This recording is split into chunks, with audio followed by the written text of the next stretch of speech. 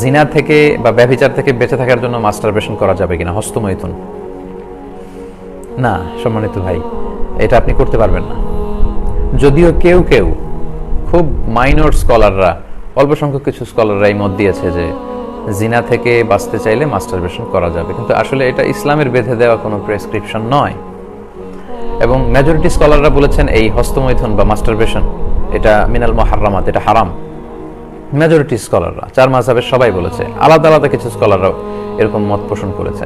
আল্লাহ সূরাতুল মুমিনুন, আল্লাহ যখন মুমিনদের গুণাবলীর কথা বলছেন, আল্লাহ বলছেন ওয়াল্লাযীনা হুম লিফুরুজিহিম হাফিযুন, বিশ্বাসী বান্দাদের বৈশিষ্ট্য তো এই যে তারা তাদের প্রাইভেটকে হেফাজত করবে, মানে তাদের লজ্জাস্থানের হেফাজত করবে। এটা অত্যন্ত গুরুত্বপূর্ণ।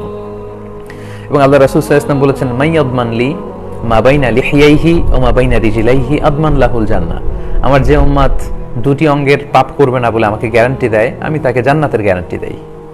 তার একটি হচ্ছে দুই চোয়ালের মাঝখানে যা আছে মানে জিহ্বা, আর দুই পায়ের মাঝখানে যা আছে মানে লজ্জাস্থান। এই দুইটি অঙ্গের পাপ যদি কেউ না করে তাকে বিষ্ণু সাল্লাল্লাহু আলাইহি ওয়াসাল্লাম জান্নাতের গ্যারান্টি দিয়েছেন। এবং সূরাতুল মুমিনুনের ওই আয়াতেই আল্লাহ বলছেন যে যারা স্ত্রী ছাড়া বিবাহ বহির্ভূত কোনো উপায়ে তার সেক্সুয়াল প্লেজারকে ফুলফিল করতে চাইবে ফাউলাইকা হুমুল আদুন, খুব সুস্পষ্ট আল্লাহ বলেছেন যে তারা সীমা লঙ্ঘনকারী। এবং স্কলাররা এই আয়াতটাকেই দলিল হিসেবে পেশ করেন মাস্টারবেশন হারাম হওয়ার ব্যাপারে, যে তারা সীমা লঙ্ঘনকারী, এটা কবিরা গুনাহ, এটা করা যাবে না। সো যারা বলে যে জিনা থেকে বাঁচতে মাস্টারবেশন, না, এটা সমাধান নয়। আমরা যদি ইসলামিক সলিউশনের দিকে খেয়াল করি তাহলে দেখব যে আল্লাহ কোরআনে ধৈর্য ধারণ করতে বলেছেন, বিয়ে করতে বলেছেন, ওয়ালিয়াস্তাফিফিল্লাযীনা লা ইয়াজিদুনা নিকাহান হাত্তা ইউগনিয়াহুমুল্লাহ, আল্লাহ কাউকে সামর্থ্য দেওয়ার আগ পর্যন্ত সেজন্য নিজেকে বাঁচিয়ে রাখে, পবিত্র অবস্থায় থাকে, সেজন্য ধৈর্য ধারণ করে।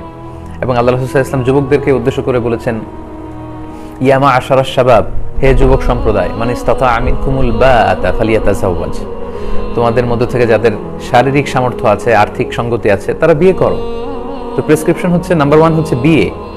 আপনি হালাল উপায়ে যদি আপনার যৌবনকে উপভোগ করতে চান আপনি বিয়ে করুন। বিয়ের চেয়ে ভালো কাজ আর হতে পারে না, সব নবীদের সুন্নাহ। সো আপনি মাস্টারবেশনের এই ঝামেলা থেকে বাঁচতে যুবক ভাইদেরকে আমি বলবো, প্রিয় ভাইরা তোমরা বিয়ে করো, বিয়ের প্ল্যান করো। কেননা ফাইন্নাহু আগাদ্দু লিল বাসার, আল্লাহ রাসূল সাল্লাল্লাহু আলাইহি ওয়াসাল্লাম বলেছেন চোখকে সংযত রাখার একটা চমৎকার মাধ্যম হচ্ছে বিয়ে। আপনি যদি বিয়ে করেন এবং স্ত্রীর সাথে আপনি সময় কাটান, আপনার এদিক সেদিক চোখ যাবে না, নজর যাবে না। ওয়া আহসানু লিল ফারাজ, এবং চরিত্র হেফাজত বা লজ্জাস্থানের হেফাজতের একটা বড় মাধ্যম হচ্ছে বিয়ে। ওমান লাম ইয়াস্তাতি' ফাআলাইহি বিসসাওম, আর যার পক্ষে বিয়ে করার হয়তো টাকা নেই বা শারীরিক সামর্থ্য নেই, সব মিলে হয়ে উঠছে না ব্যাটে বলে, আল্লাহ রাসূল সাল্লাল্লাহু আলাইহি ওয়াসাল্লাম যে প্রেসক্রিপশন দিয়েছেন সেটা হচ্ছে ফাআলাইহি বিসসাওম, হি শুড ফাস্ট, তার রোজা রাখা উচিত।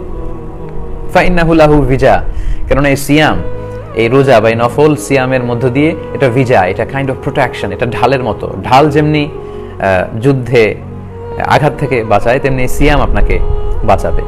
তো এই ব্যভিচার থেকে বাঁচার জন্য আপনি মাস্টারবেশন কেন করবেন, যেখানে ইসলাম বলেছে আপনাকে বিয়ে করতে না পারলে আপনি ধৈর্য ধারণ করবেন এবং আপনি সিয়াম পালন করবেন।